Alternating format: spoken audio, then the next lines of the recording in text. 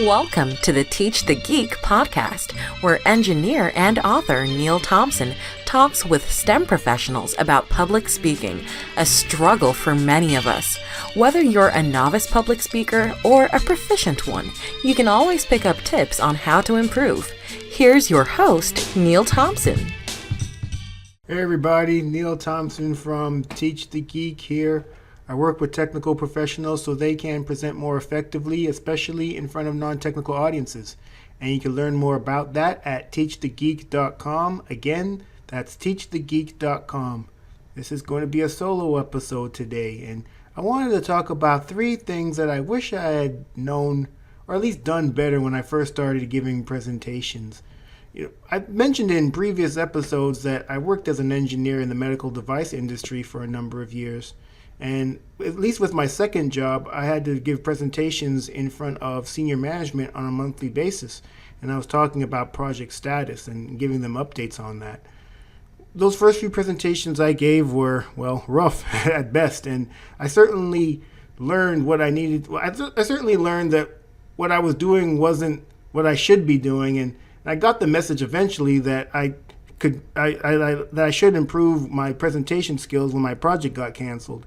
But if I had just done a bit of a better job from the beginning, well, maybe I wouldn't have had that project canceled in the first place. And this is now 15 plus years later. But here are the 3 things that I wish I had done a little differently when I first started giving those presentations. The first one has to do with time management. When I first started giving presentations, I knew how long I had to give these presentations.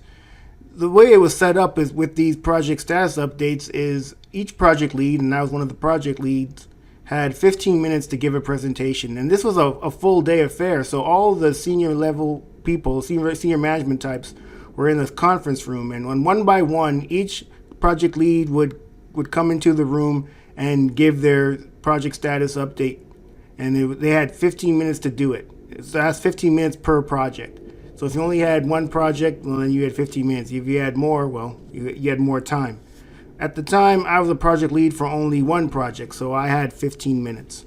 And you would have thought that I would have taken that into account when I first started giving these presentations. I'm going to start on time and finish on time. Well, I start on time, but very rarely did I finish on time. There were so many instances in which I would just start talking and I would just stop when I felt like stopping. And there were so many instances in which I went over the 15 minutes. And you have to also factor in the fact that these senior management types had questions too, and perhaps they would interrupt me during the presentation to ask a question, and I would spend time answering that question, which would then prolong the presentation even more. And before you know it, I was well over the time. And I sat in on some of the other presentations that were given by other project leads, and they were doing the same thing, going over time. So these senior level people were seated in this presentation room or the conference room way longer than they probably had anticipated. Hopefully they didn't have other things to do that day. But one thing that I could have done differently, looking back, is time myself.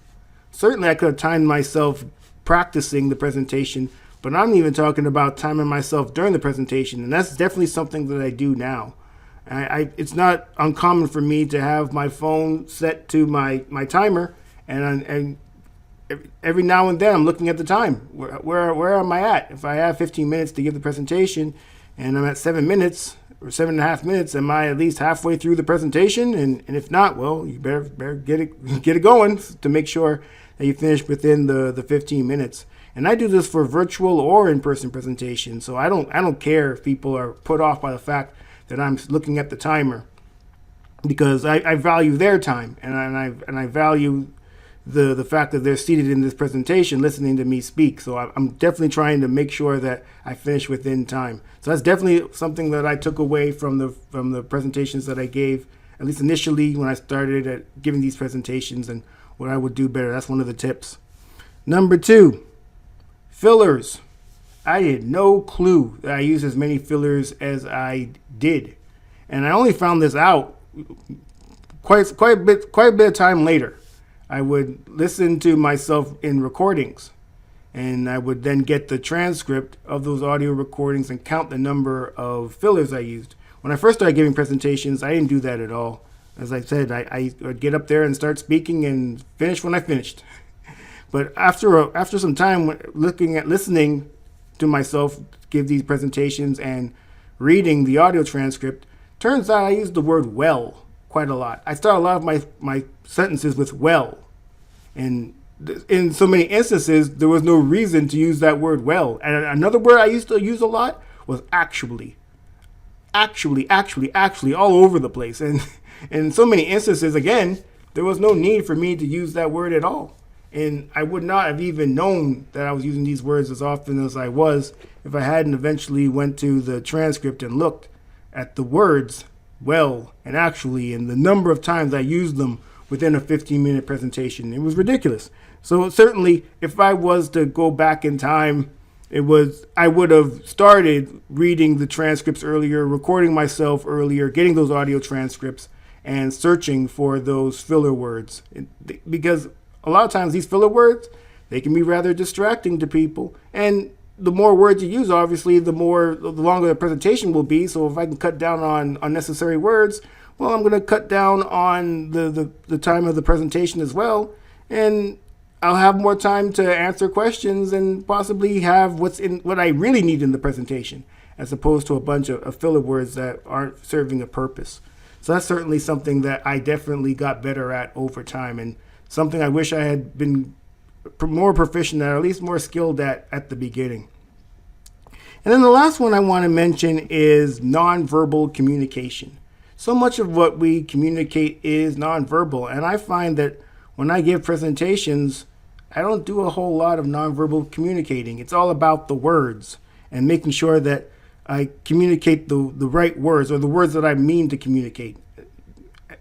But when it comes down to it, people are also influenced by nonverbal communication as well, moving across the stage or wherever you're speaking at, using your hands or using hand gestures in a useful way, vocal variety even, just things that other than the words that are coming out of your mouth. And I can say honestly that I didn't take that into account at all when I first started giving presentations. But then again, once I started recording myself giving presentations and looking at myself give presentations, I noticed you're rather stiff. And I also noticed that especially if there was a lectern, I would grip onto the lectern like I was holding on for dear life. It's like if someone tried to pry me away from that lectern, there's no way they were going to be able to do so. But when I was able to see that, well, now I know, well, you look kind of stiff. People might think that you don't look as relaxed as perhaps you could look giving the presentation. And now this is definitely something that I will say that I'm still working on. At least with those first two, I'm very mindful of the fillers actually and well. I don't use them as much, not nearly as much as I used to. And then with the time management, I damn near never finish a presentation over time because I'm always looking at the clock to make sure that I finish within time. With this nonverbal communication part, this is definitely a work in progress, if I'm being completely honest. I still tend to grip the lectern as if I'm holding on for dear life, and I still don't use a whole lot of verbal inflections, and I still don't use a whole lot of hand gestures either. I mean, a lot of times I have no clue what to do with my hands. I take that back. I do know what I'm doing with my hands. I'm gripping onto the lectern. I could be using them in a more effective way. But again, that's definitely a work in progress, something I'm working towards. But it's definitely on my radar. So essentially, when it comes to all the things that I wanted to get better at, or wish I had been better at when I first started giving presentations, those are the three that come to mind, and perhaps you can relate to them as well. Number one, as I mentioned, was time management and making sure that I finished within time. When I first started giving presentations, they would just end when they ended, and now I time myself to a T, really, for either virtual or in-person presentations to make sure I finish within time. Second one being the use of those filler words that can be distracting to many people. Words like so, and like.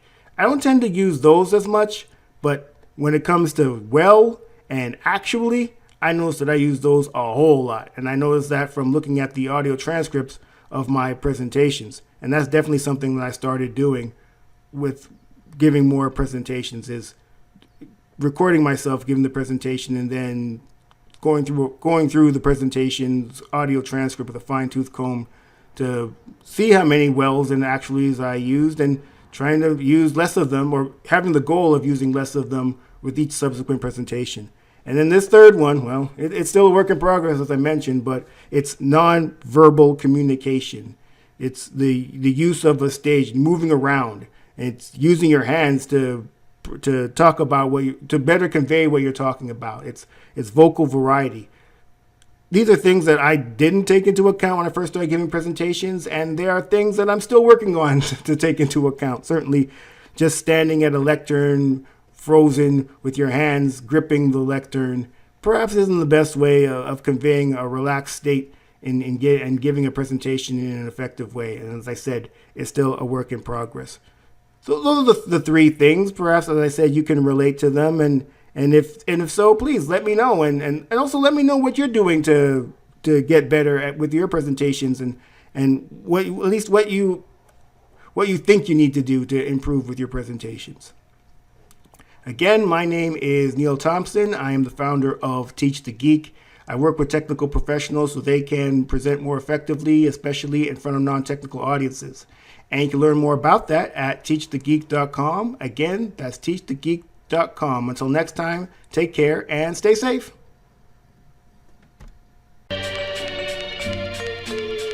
Well, everyone, that marks another episode in the can. I hope you enjoyed it. If you like these episodes and want to support Teach the Geek, please subscribe, share, and like on any of your favorite podcast platforms. We're on all of them.